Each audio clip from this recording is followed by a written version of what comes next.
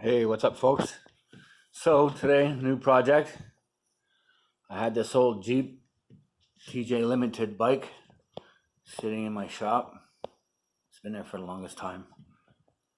And because of this whole new craze in electric bikes, I was actually looking online at purchasing a brand new electric bike, and you're looking at $1,600 onwards up to even $10,000. I've seen some at, and there's no way I'm gonna spend $10,000 on an electric bike. So I thought, hey, you know what? Let's do the cheapest conversion kit that I could find with the best wattage. Basically, best wattage is going to give you your speed overall. And yeah, that's kind of what I did. So I ended up with this kit, conversion kit, electric conversion.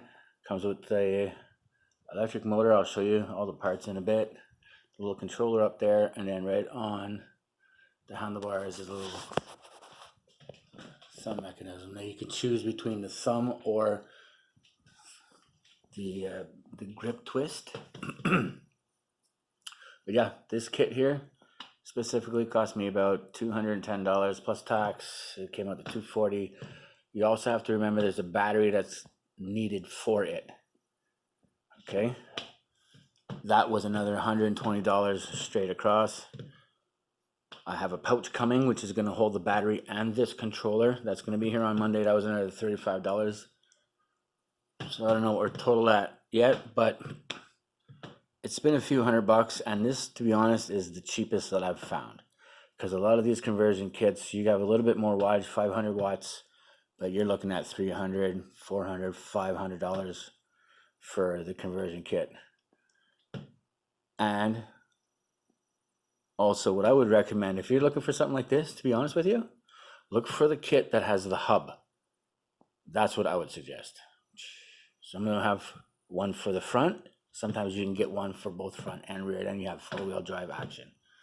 Well, actually two-wheel drive, right? Okay, I'll show you this really simple kit. We'll start off with the thumb activator, the thumb controller. It has a little meter on here to show you how full your battery is, apparently. Now I have to get the battery hooked up to fully see how it's going to work. But there's an on and off switch down here, little rubber. And then here's your thumb action. So you kind of have to take your thumb grip off, slide this on. There's a little nut down here. You got to screw down tight. And then the wire, I'm running my wire down here. Along here, I got it all zap strapped. This is a zap strap, by the way, for the people who don't know. Okay, so I'm gonna have this all, I did the motor already here too. Zap strap that. Now the wires aren't finished because I'm still waiting for the bag with the battery. And make sure you check your sizes of the battery to make sure it's gonna fit in your bag if you're gonna get something like that. And mine's gonna hang right off the back here. And the controller and everything's gonna be inside zipped up. And then I'm gonna zap strap these wires somehow properly so I have some flex. This is actually a maximum flex, so hopefully it won't flex too much. This way I can have these tied up and they won't rip my system apart. Okay, so the kit also comes with this controller. All the wires and connectors already set up. And this one's going to be for the battery. And as you can see, these are connectors ready to go on another wire. And that's going to be for the battery. I also have the other part of the plug to go with those, because it comes with a whole bag of different plugs and connectors. Okay, so that it does come with. That being said, so you got the controller, and then we come down to the 450 watt electric motor. It has a sprocket on there already. It comes with that chain. There's a sprocket, a steel sprocket that goes on here. It comes with that. You only have to go around to the inside and you'll see there's basically a couple of rubber pads. They're going to go on each side of your spokes, and then there's these half moon plates. It makes a full washer all the way around, but it's actually separated in two pieces, as you can see right here, and then it comes with all the hardware. And the trick is about this is you have to make sure that it's fairly center from the sprocket to your hub. That's very important before you tighten all these down. And I actually did a cross pattern as I was tightening. So this way, this way, this way, this way, that way, and so on and so forth. Sorry, crisscross pattern to tighten them down.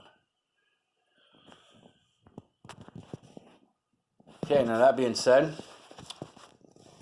a few issues I had with this is the plate.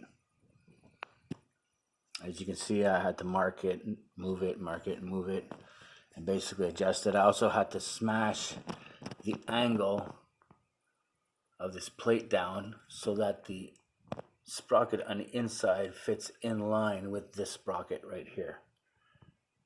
That's another thing you have to watch. Make sure all these are in line. Otherwise, you're going to feel this motor on the inside start to grind. You don't want to hear that. Now, there's supposed to be another bracket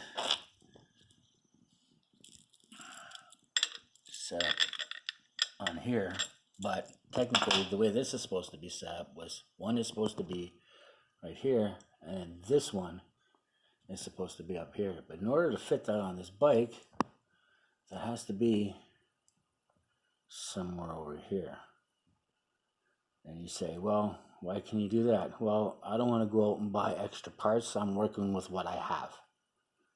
And this chain isn't too long for this whole system to go up there. So if you want to go out and buy a new chain, then yes, you can easily put that up there and you're good to go. I'm sure you might have to do some hammering and reconstructing of some of these to fit it in line, but again, all depends on the bike. So with that being said, this is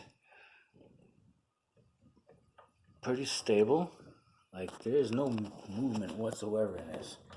I could pretty much pick up the bike and everything is pretty stable. So I just wait for the battery and then have that all hooked up inside the bag, and then I'll do a test run and we'll see how fast this thing goes and how good the whole system works.